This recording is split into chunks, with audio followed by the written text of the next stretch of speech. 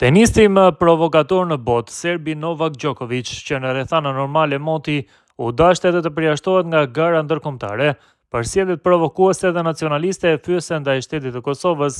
Ky provokator dikur krah i fortë i Aleksandar Vučićit dhe e bënte zhurmuesin për të, por sot njerëzit e tij janë kundër tij. Njerëzit e Vučićit e urrejnë tej mase Djokovic dhe e quajnë ata të dështuar. Djokovic tani u rreshtua me Bosnjë dhe Hercegovinën. Ai ka qenë i pranishëm në ndeshjen që Bosnja luajti për të ballë Italisë në Zenic, ku ka shkaktuar reagime të ashpra nga një pjesë e opinionit publik serb. Kritiku më i zëshëm ishte gazetari Dragan Vučićević, i cili e sulmoi ashpër tenistin me fyrje të rënda.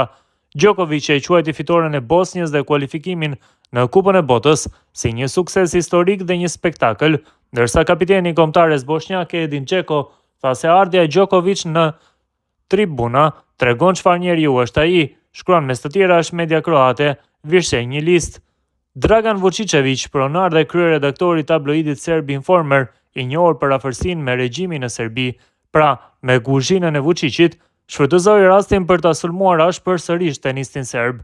Në deklaratën e tij, Vučićević e lidhi praninë e Djokovic me suksesin e Bosnjës dhe dështimin e Serbisë në kualifikuese. Kundër të tjera, u poshtën edhe nga Shqipëria në Leskovc me rezultatin 0-1.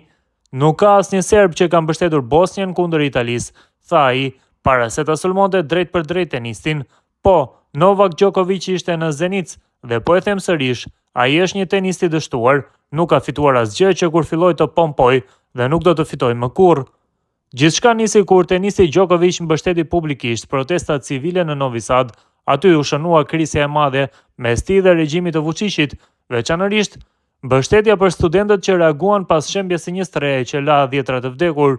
Me këtë veprim, sipas mediave pranë pushtetit në Beograd, ai u perceptua si kritik ndaj presidentit të Serbisë Aleksandar Vučić, gjë që e bëri objekt sulmesh mediatike, e madje Djokovic shkoi deri atje sa vendosi familjen e tij në Athinë për t'u larguar nga Beogradi.